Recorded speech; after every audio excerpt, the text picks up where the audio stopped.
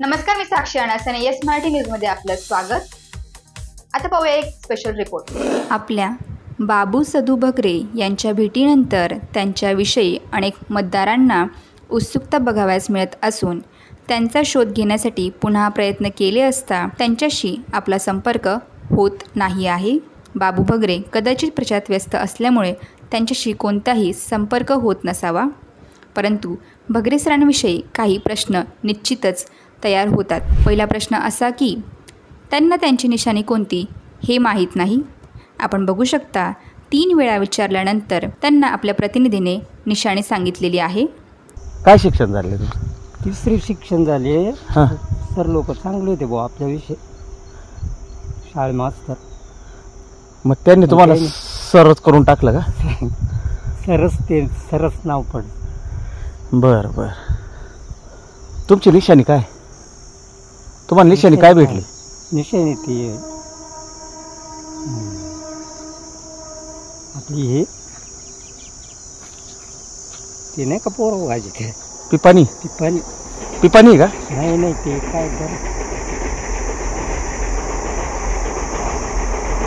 पिपाणी banjo. मग काय माय लक्षात नाही. हा तुतारी तुतारी ना. हा. बरं. प्रश्न दुसरा. उमेदवारी करत असताना अर्ज आपल्या प्रतिनिधींनी जिल्हाधिकारी कार्यालयात जाऊन निवडणूक अधिकाऱ्याकडे चौकशी केली असता अर्जावर कुठलीही सर असा उल्लेख आढळत नाही. तिसरा प्रश्न. बाबू बगरे यांना किती तालुके आहेत, कोणते मतदारसंघ आहे व दुष्काळी तालुके कोणते हे आपल्या प्रतिनिधींनी विचारले असतात आपण बघू शकतो ते काय उत्तर देत आहे. तुम्ही आपले किती तालुके आहेत त्या मतदारसंघात याची काय आयडिया? काहीच नाही. तुमच्या फॉर्मला डिपॉझिट किती भरले तुम्ही? अनामत रक्कम एवढं लक्षात नाही माझ्या. नाही का?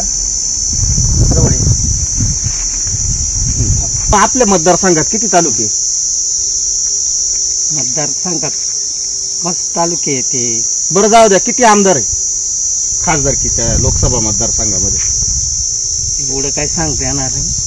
चौथा आणि शेवटचा प्रश्न. त्यांना त्यांची अनामत रक्कम किती भरली हे देखील माहीत नाही. तर मग प्रश्न पडतो की अशा सर्वसाधारण मोलमजुरी करणाऱ्या शेतकऱ्याला फक्त बगरे हे आडनाव पाहून सर ही उपाधी लावण्यास प्रशासनावर कोणाचा दबाव होता व नेमका बाबू बगरे यांचा उमेदवारी अर्ज कोणी भरला? या उमेदवाराला तुतारी ही निशाणी योगायोगाने मिळाली की देण्यात आली? या उमेदवारीचा नेमका फायदा कुणाला? असे प्रश्न सोशल मीडियात मतदारांकडून विचारत आहे. बाबा, मग समजा आपल्याला एक विशिष्ट मतं जर नाही मिळाली तर ते डिपॉझिट बुडत असतंय, बरोबर? मग तुम्ही समजा 5-25 हजार रुपये डिपॉझिट भरले, अनामत रक्कम म्हणतो आपण त्याला. मी काय म्हणतो, हां, मी फॉर्म भरला ना, मला देशाकरता करायचं. आलो नाही. माझं म्हणणं असं आहे, जे काही 5-25 हजार रुपये तुम्ही भरले, तुमचा खर्च होतोय निवडणुकीला. तुमची परिस्थिती जर एकंदर बघितली ना आपण, तर असं वाटत नाही का ती परिस्थिती तुम्ही झेपू शकता, तेवढा खर्च तुम्हाला होईल? तुम्हाला याच्या मागे नेमकं कोणी मदत करतंय का? माहिती का तुमच्या विरोधात परत केंद्रीय मंत्री पण आहे. काय नाव त्यांचं? ते नाही सांगता येणार. मी सांगतो ना, मी फक्त माझ्या हिमतीनं करायचं. आलं नाही आलं माहिती झालं. ग्रामपंचायतला पण सदस्य होते का? नाही. इथून मागे कुठे निवडणूक लढवली का? नाही. निवडणुकीला कुठलीच लढवली नाही. डायरेक्ट लोकसभा झाले तर खासदारच डायरेक्ट. आपली जागा आहे ना, करायचं, नाही तर विषय सोडून. पण मग तुम्हाला जर आमचे तिथं एक दुसरे उमेदवार आहेत, भारती पवार किंवा बगरे म्हणून आहेत, किंवा अपक्ष उमेदवार आहे, वंचित आघाडीचे पण बर्डे म्हणून एक उमेदवार आहे, या सगळ्या उमेदवारांनी जर कोणी प्रस्ताव दिला का बाबा तुमचा मला पाठिंबा द्या, तर तुम्ही द्याल का? कोणाला द्यायचा आहे पाठिंबा? आपण आपल्याकरता उभं राहिले ना, आपल्या राष्ट्राकरता, बस एवढं पाहिजे, बाकीचं नाही पाहिजे. हा, नाही का? बरं, मग तुमचा पुढचा उद्देश काय आहे या निवडणुकीचा? जर खासदार झाले तर काय करणार? काय करणार, मला एवढंच समजतं का मी राष्ट्राकरता करतो, राष्ट्राकरता करायचं मग बस, माझ्याकरता नाही, माझ्या राष्ट्राकरता करायचं बस, बाकीचं काय. धन्यवाद. निश्चितच राष्ट्राच्या उन्नतीत तुमचा हातभार लागला ना हा. तुमच्या पायाच्या पुण्याने राष्ट्राकरता करायचं. बर, पण मग तुमची निवडणूक यंत्रणा दिसत नाही, 10 दिवस राहिले, तिथं कमीत कमी 4 ते 4.5 लाख मतदान लागणार आहे. एवढं मतदान कसं काय मिळणार आहे? जेवढे लोकांच्या लक्षात येईल ना, करावं, गरीब आहे असा तसा करायचं, नाही करू वाटले त्यांची इच्छा.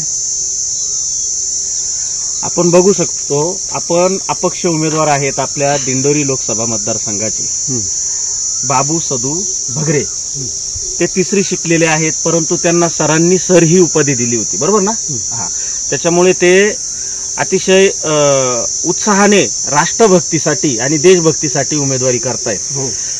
आपल्याला फक्त पुढे भविष्यात जाऊन एवढीच अपेक्षा आहे, त्यांनी खासदार झाल्यानंतर चांगल्यात चांगलं काम करावं आणि या राष्ट्राच्या उन्नतीत त्यांचा वाटा राहावा. तिथल्या जनतेच्या अनेक समस्या आहे, आपण करू. दिंडोरीमध्ये पाणी नाहीये, निफाडमध्ये जे धरण आहे त्याचं पाणी दिंडोरीत येत नाही, बरोबर. नांदगावला 7 धरण आहे, त्याचं पाणी दिंडोरीला येत नाही. तर त्यासाठी काय कराल तुम्ही? करावं लागेल. चांदवडच्या धरणांचं आणि जे नांदगावचे जे धरण आहे 7 धरणं, त्याचं पाणी दिंडोरीला कळवणला येत नाही, तर त्याच्यासाठी तुम्ही काय कराल खासदार झाल्यानंतर? हो, ऐकून घ्या, मी सांगतो ना का झालो कमी पाणी बिनी जशा पद्धतीनं येता येईल ना तेवढं करेलच. हा ना? हो. आणि जर समजा नाही देऊ लागले तर इथून मागच्याने काय केलं? हा, बरोबर. काय केलं मला सांगा तुम्ही, इथून मागच्याने काय केलं? त्यांनी काय केलं नाही म्हणून आपणही करायचं नाही. नाही नाही, तसं नाही, आपण ते करायचं. बर, करायचं. आम्हाला निश्चितच एवढंच का, जो पाण्याचा तालुका आहे नांदगाव येवला असेल, त्या तालुक्यातलं पाणी आमच्या भागाला, पश्चिम भागाला मिळेल, बरोबर ना? हे खासदार झाल्यानंतर हे कामं होतील. आपण बघतो यस मराठी न्यूज. तुम्हाला याच्या मागे नेमकं कोणी मदत करतंय का? माहिती का तुमच्या विरोधात परत केंद्रीय मंत्री पण आहे? काय नाव त्यांचं? ते नाही सांगता येणार. मी लोकसभा, डायरेक्ट लोकसभा. अशाच प्रकारच्या ताज्या घडामोडींसाठी yes Marathi news YouTube channel share करा, सबस्क्राईब करा, लाईक करा आणि पाहत राहा येस मराठी न्यूज.